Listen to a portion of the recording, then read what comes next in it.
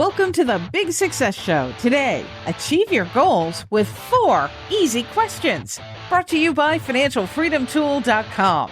Plenty of money for life. Big Success with the Professor and Mary-Lynn.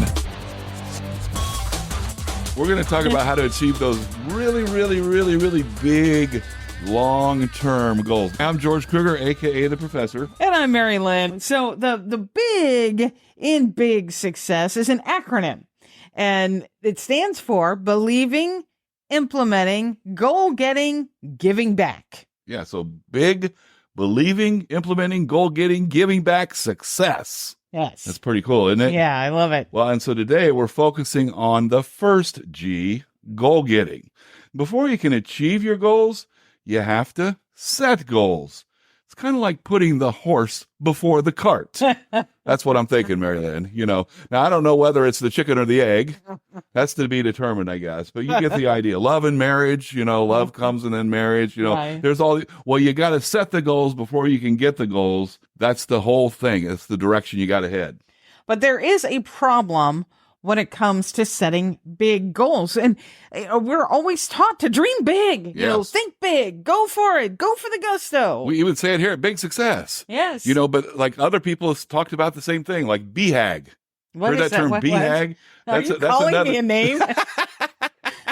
No, but Are actually, you talking to me? that would not be a compliment, I would have to say. Well, BHAG is another acronym, and it stands for big. They spelled it wrong. Big, hairy, audacious goals. Actually, it's a phrase that was coined by Jim Collins and Jerry Porras in their wonderful book, Built to Last, Successful Habits of Visionary Companies. We've got a link to that with our show notes today. Well, of course, another great book by Dr. David Schwartz is The Magic of Thinking Big. I mean, this is one of the earliest books I ever read when I was starting my journey of achieving success was by David Schwartz, and he spells big wrong too. But there's a lot of people they just don't get Just it right. one G. But the whole thing is goals help us grow, but big goals help us grow even more. And we're a big success. That's right, The baby. community of big goal-getters. So, of course, we have to think big, and that is with 2 G's, people. But there's a problem with thinking big, even if you have 2 G's. That problem is that these goals can seem insurmountable. Yeah. Picture yourself at the base of the tallest mountain you've ever seen, and you're looking up, and you can barely see the top because, it's kind of actually reaching the clouds, so it's kind of foggy up there. And you want to get up there, but you just don't have any idea how. Yeah. That's kind of how it feels when we really set big goals, right? Yeah, you look at ahead and you go, whoa. That's exactly right, Mary-Lynn. But there is a way to deal with that. Right, because the gurus say, just break down your goals. Well, what exactly does that mean, and how do you do it? Well, and we're going to talk about that in just a minute. Before we do, though, we want to talk about another challenge with setting goals. Oh, geez. Why does anybody bother? Now, what's this other challenge? The challenge is that there's a problem with long-term goals. Now you think about it. Picture yourself in a cave. Wait a minute. I'm in a cave hiding because I don't want to have to go up that mountain. Well, we're switching metaphors now, Mary-Lynn. We're moving from mountain to cave. Okay. I'm just all in here. I'm just trying to figure this out. But the point is, our goals can feel, if they're so long-term in many cases, they can feel kind of elusive. It's like, man, that sounds great. But I'm here right now. I'm dealing with all the dirt that's hitting my plate every day, right? Yeah. And so it's sometimes tough to look at it.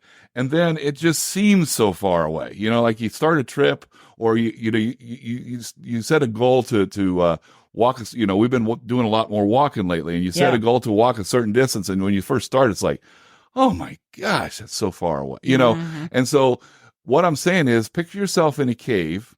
Now we can be in a cave and we can see the light at the end of the tunnel. But with a lot of our long-term goals, it's more like being in a cave where there is no light. Right. It's all darkness.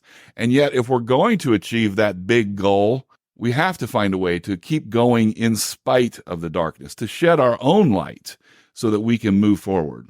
Right. And don't be afraid to fumble around and stumble. Well, exactly. Because that's going to happen when you're walking around in the darkness, right? But the key here, as you're going to see, is helping us get this big long-term goal, helping make it shorter term, help us make it smaller.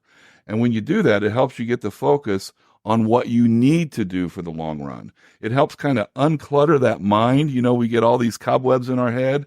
It helps unclutter your mind so that you can move even faster to that life you dream of living. Well, coming up, the remedy to these goal-setting challenges. But first, a word from our sponsor, financialfreedomtool.com. Plenty of money for life. Do you stress over money? Who doesn't? Let the Financial Freedom Tool ease your mind by pinpointing opportunities to improve your financial picture. Take control so you feel empowered to move ahead with confidence. Learn more at financialfreedomtool.com. We're talking about how to achieve big goals on this podcast today. Before the break, we were discussing the problems that we all face when setting goals. They could be too large and they could be too long-term. So how do we remedy this as we pursue the life of our dreams? The remedy comes in 4 easy questions. Yeah, now preceding these 4 questions that we're about to talk about, you want to make sure you've got a big vision. What am I trying to accomplish? What do I want my life to be like in 5 years, 10 years, 20 years? That's whatever this goal is. Yes, that's your big goal. And now once you've set that, once that's clear in your mind, then you're ready to use our handy-dandy big breakthrough goal-getting template. Oh, I love that you said it's handy-dandy. That's fine and fancy and handy-dandy. Well, and once we got that, Mary-Lynn, we're ready to ask these 4 easy questions that are going to help you achieve your big goals. All right, so the first question is, what do I want to accomplish towards this big goal in the next 90 days? Yeah, so by zeroing in on the next quarter, 90 days, you relieve yourself of the vagueness and the distance of that big long-term goal. Yeah, right? you give yourself some light. Yes, and you focus on what has to happen in the near term. Because that big goal is just a series of small goals. Mm-hmm. Okay, so we're just basically creating the path here. So you work on the near term, and if the goal's truly something you want to achieve, and we're going to come back to that in just a second. If it's truly something you want to achieve, a 90-day focus is going to get your juices flowing, and it's going to ramp up your progress toward your ultimate goal. Mm-hmm. Yeah. So now, you see what happened right there? You see what happened in that last sentence? We just kind of moved to your why. You got to have a why with every single goal you make. And I think, if you think about New Year's resolutions, a lot of people they give up on their New Year's resolutions so quick. It's because they've got the what. They just haven't defined the why. Why is it so important for me to achieve this? With our 90-day goals, why is it so important for me to achieve this so that I can move on to the next phase, right? So exuberance needs to be focused. You can achieve all you want. You just can't do it all at once. Doggone it. And if you're having trouble identifying and figuring out your why, we do have a link to a resource that can help you with that in the show notes today. So now, armed with your 90-day goals and the why underlying them, you're ready for the next easy question, which is, where do I want to be at the end of the first month? Yeah, so you see what we're doing here? I mean, we're just carving them up, right? So we've got our 90-day goal. Yeah. Now we're talking about, in a sense, a 30-day goal, 1 month. Mm-hmm. And then we'll think about the next 30, and the next 30, guess what? That means we're at 90. Okay. Right. So the thing is, determine what you can and will get done in the first 30 days. Now, obviously, you'd like to knock off about a third of whatever you need to accomplish to get to that 90-day goal, right? But you may even consider front loading it a little bit. I like to work this way. I like to front load it so that I've got, I'm getting done early, and then I've got some time to maybe coast, or you can improve things a little bit more, but you give yourself a little reward and maybe have a little downtime. Oh, all right. That's what needs to be done this week. Yeah. So you're ready now to break it down further. Look at what you want to accomplish this month. We just talked about that, and break it down into 4 weeks. Okay. So for week 1, this is your 7-day goal, right? The next 7 days, and then the next 7 days. And pretty soon that becomes a month. Which leads us to question 4. I'll bet you know what we're going to say. Question 4 is, what's important today?